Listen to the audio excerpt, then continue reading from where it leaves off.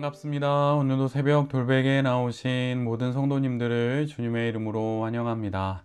주의 은혜로 우리 모두가 좋은 쉼의 날을 이렇게 맞이할 수 있게 되었는데요.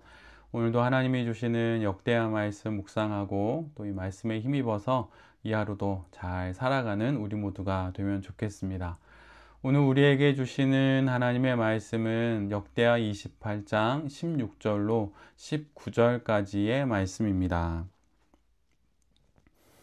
한 번은 유다 왕 아하스가 아시리아의 왕에게 사신을 보내어 도움을 청한 일이 있다. 에돔 사람이 다시 와서 유다를 치고 백성을 사로잡아 갔으며 블레셋 사람도 유다의 평지와 남방 성읍들을 침략하여 벳세메스와 아얄론과 그데롯을 점령하고 소고를 포함한 그 주변 성읍들과 dim나와 김소와 그 인근 마을들을 점령하고 거기에 정착하였기 때문이다. 이스라엘의 아하스 왕이 백성을 부추기어 주님께 크게 범죄하였으므로 주님께서 유다를 낮추셨던 것이다. 아멘. 오늘은 역대하 28장의 말씀을 갖고 위기의 때일수록 하나님을 향해 온화하라. 위기의 때일수록 하나님을 향해 온화하라 라는 제목으로 함께 하나님 말씀을 나누도록 하겠습니다. 이스라엘의 역사를 기록한 열왕기 상하와 또 역대 상하를 묵상하다 보면 우리 모두가 발견하는 사실이 하나 있습니다. 그것은 북이스라엘은 불순종의 역사를 써내려가는 반면에 남유다는 여러 우여곡절이 있지만 순종의 연대기를 이어간다는 것입니다. 그런데 오늘 본문의 아하스 왕은 남유다의 왕임에도 불구하고 대놓고 하나님 앞에서 악을 행합니다.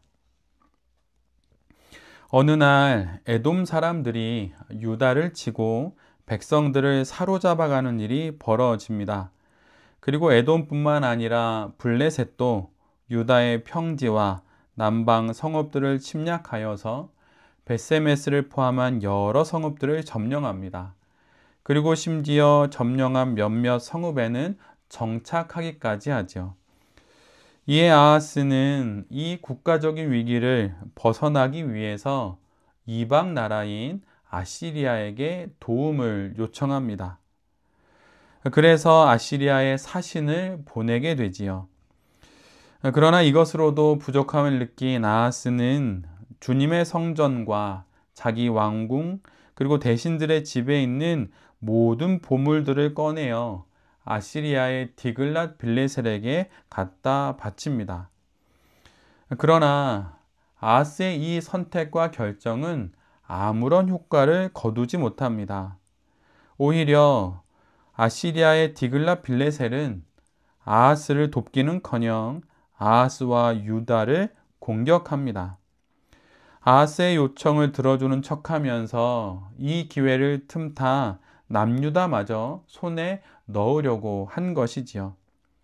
하지만 어리석은 아하스는 간교한 아수르를 의지했고 결과는 배신으로 돌아오게 됩니다.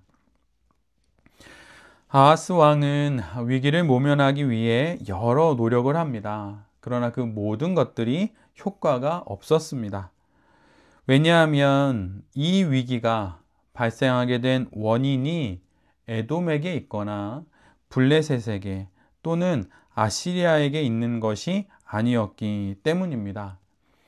지금 아하스가 맞이하고 있는 이 모든 어려움의 원인을 오늘 성경은 19장에 이렇게 기록합니다.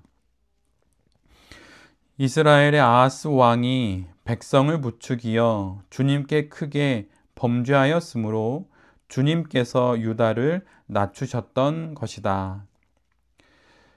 하나님께서 아하스의 죄악으로 인해 그를 심판하고 징계하시며 낮추시기 위한 도구로 에돔과 블레셋 그리고 아시리아를 사용하고 있는 것입니다.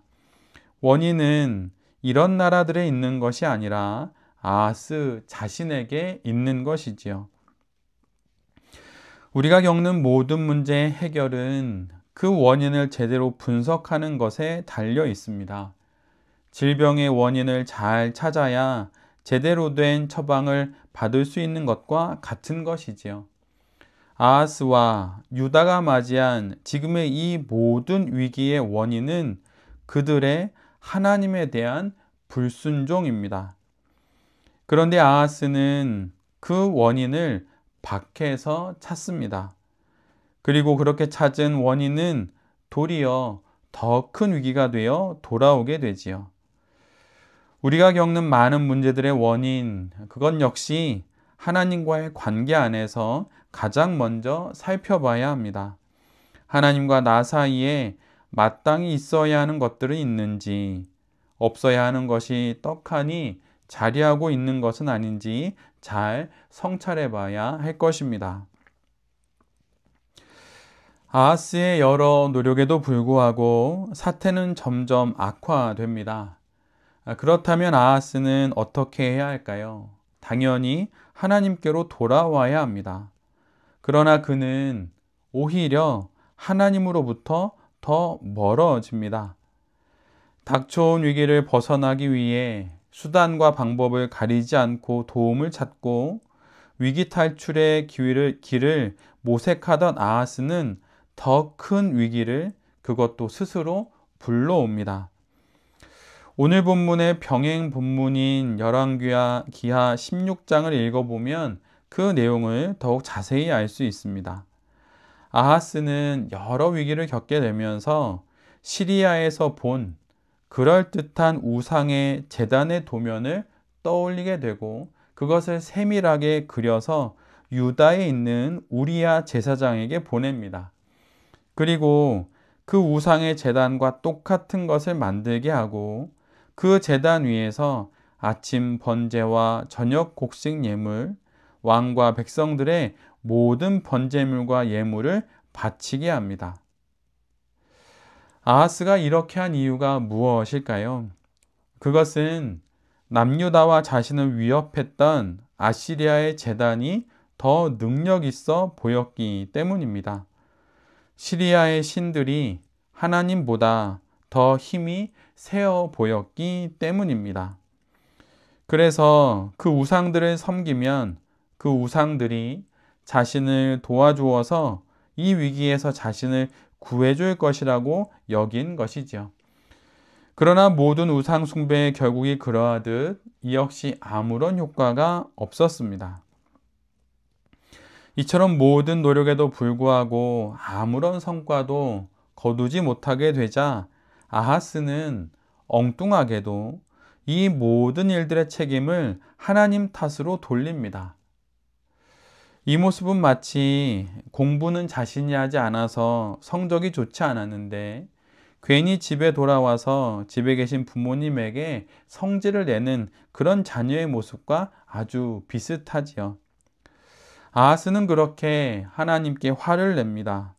그리고 성전 안에 있는 기물들을 거두어다가 모두 부수고 화풀이를 하듯 성전의 문들을 모두 걸어 잠깁니다.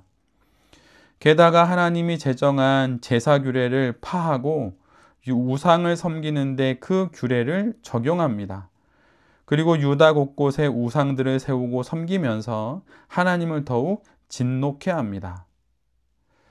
아하스 왕의 이 모든 행위들은 성전 제사의 기능을 마비시키고 하나님을 섬기는 신앙을 근본적으로 차단하는 심각한 영적인 파괴 행위입니다.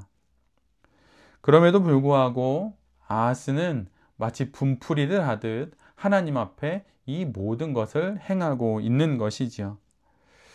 위기 앞에서 제대로 된 원인을 파악하지 못하면 사람들은 하나님을 향해 완악하고 우상을 향해 온화해집니다. 조급한 마음에 하나님을 향해 화를 내는 것이지요. 가장 큰 도움이 되어 주시고 지금 우리가 겪는 문제를 해결해 주실 수 있는 하나님을 향해 오히려 이런 강팍한 마음을 품게 되는 것입니다. 조급할수록, 어려울수록, 난감할수록, 막막할수록 하나님을 향해 온화해야 합니다. 하나님을 향해 아하스와 같은 완악한 마음이 일어나지 않도록 늘 주의를 기울여야 합니다. 그 온화함으로 하나님의 말씀을 경청하고 원인을 분석하여서 위기를 벗어나는 것이 바로 성도의 겸비한 신앙인 것입니다. 삶의 다양한 어려움 앞에서 가장 먼저 하나님과 나의 관계를 살펴보고 위기 가운데 하나님을 향해 온화한 마음과 겸비한 태도를 갖는 우리 모두가 될 수 있기를 간절히 기도드립니다. 아멘. 함께 기도하겠습니다. 주님, 위기 앞에서 어떻게든 살아보려 여기저기 두리번거리지 않고 가장 먼저 하나님과의 관계를 살피겠습니다. 문제의 가장 큰 원인은 하나님과의 관계 안에 있음을 기억하고 차분히 우리의 신앙을 뒤돌아 보겠습니다.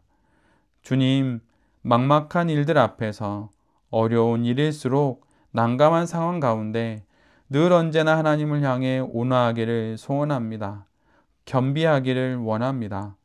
그래서 하나님을 향해서는 온화하고 우상에 대해선 완악할 수 있는 우리 모두가 되게 하여 주시옵소서. 이런 마음으로 차분히 침착히 또한 신실히 성실히 사태를 파악하고 하나님께 기도하며 힘내어 살아가는 우리 모두가 되게 하여 주시옵소서. 이 모든 말씀 예수 그리스도의 이름으로 기도드립니다. 아멘.